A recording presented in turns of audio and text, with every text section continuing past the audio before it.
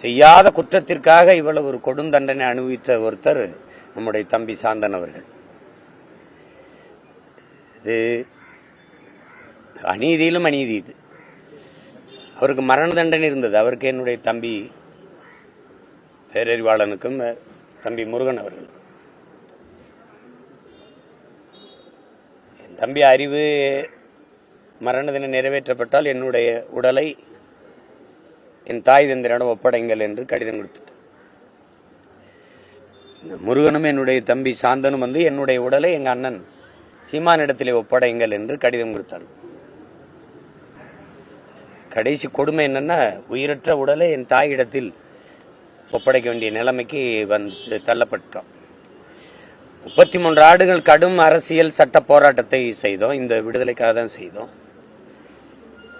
அது எல்லாம் வந்து கடைசிக்கு சிறப்பு முகாமில் அதை அந்த இடத்தை அங்கே போய் திருச்சியில் போய் போராடி இவர்களை விடுதலை செய்யுங்கள், தம்பி சாந்தனை அவர் தாய்நாட்டுக்கு அனுப்புங்கள், தாயை பார்க்கறதுக்கு அனுமதி கொடுத்து அனுப்புங்கள் என்று போராடினோம். அதை ஒட்டி வழக்கு தீர்ப்பு வந்தது. அது 29ஆம் தேதிக்குள்ள அனுப்பணும்னா அந்த 28 இரவு அனுப்புறதா அவங்க இருந்ததா சொல்றாங்க. அது 28 இறந்துட்டாரு. அப்ப இவ்வளவு காலம் போராடி வெற்றின்னு அந்த வெல்ல போற நேரத்தில் என் தம்பி உயிரை இழந்து எங்களை தோற்கடிச்சிட்டான்னு தான் சொல்லணும். அது திரைப்படங்கள்ல கூட இப்படி உச்சக்கட்ட காட்சி வராது. அவ்வளவு ஒரு கொடுமையான நிகழ்வு நிகழ்ந்துட்டது. வழிதோய்ந்த இந்த வேதனை கடத்துவதற்கு என் தம்பி கவிபாஸ்கர் எழுதின வரிகள் தான் இருக்கு. ஈழத்தில் ஒரு தாய்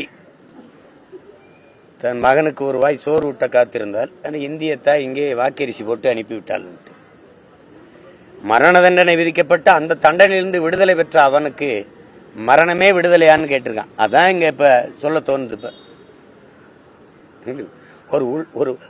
ஒரு சிறையிலிருந்து வெளியே வந்தவன மறுபடி கொடுஞ்சிறையில் தள்ளி கொன்னது இவர்கள் தான். இது ஒரு பெருத்த வேதனை. அவன் பெயருக்கேற்ப சாந்தமா இருப்பான். அவர்களோடு 6 மாத காலம் வாழ்ற வாய்ப்பை நான் பெற்றேன் வேலூர் சிறையில். அவனுக்கு விடுதலையாகி போய் தாயோட வாழணுங்கிற பெரும் ஆசை இருந்தது. எப்பவுமே கோயிலுக்கு முன்னாடி அந்த மரத்து நிழல்ல ஒரு ஞானி போல இருந்து வேண்டிக் கொண்டே இருப்பான். அது இதுக்கு தானான்னு நினைக்கும் போது அவ்வளவு வலியா இருக்கு. அது 4-5 பேர் உட்கார்ந்து பேசிட்டு இருப்பான் தம்பிகள். அவன் பேசுறது அடுத்தவங்களுக்கு கூட கேட்காது. அப்ப என்ன சொன்னான்னு திருப்பி ஒரு தடவை கேட்கணும். அவ்வளவு சாந்தமா மென்மையா பேசுவான்.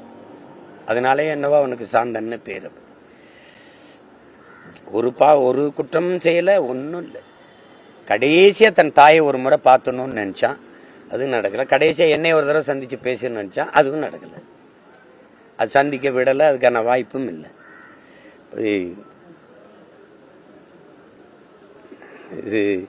இது எப்படி இந்த வேதனையை சொல்லி வடிக்கிறதுன்னு தெரியல. ஆட்சியாளர்களுக்கு, இந்திய ஒன்றியத்தை ஆளுகிறவருக்கும் இங்கே ஆளுகிறவருக்கும் ஒரே ஒரு கோரிக்கை தான், கருணையோடு பாருங்க. இதை சட்டம், வெளிநாட்டவருக்கு ஒரு சட்டம், இதெல்லாம் யோசிச்சு கொண்டிருக்க வேண்டியதில்லை. நீங்க எங்க அக்கா நளினி விடுதலையாகி வந்திருக்கிறாங்க, தம்பி ரவிச்சந்திரன் வந்திருக்காரு, தம்பி அறிவு பேரறிவு வந்திருக்கிறார். அவங்களால வெளியில தான் இருக்கிறாங்க. அவங்களால இந்த நாட்டின் சட்டத்திற்கு ஒழுங்கிற்கு ஏதாவது கேடு இருக்கான்னு ஆய்வு செய்யுங்க, பாருங்க. சிறை விடுப்பு கொடுத்தீங்க தம்பி பயாஸுக்கு, 1 மாத காலம் இருந்தார். அவரால் ஏதாவது ஒரு சின்ன ஒரு பிழை நிகழ்ந்ததா சட்டத்துக்கு எதிராக அல்ல ஒழுங்குக்கு எதிராக? நீங்க வெளியில அது போல தங்க வைங்க, அவங்களுக்கு கடவுச்சீட்டு கொடுங்க.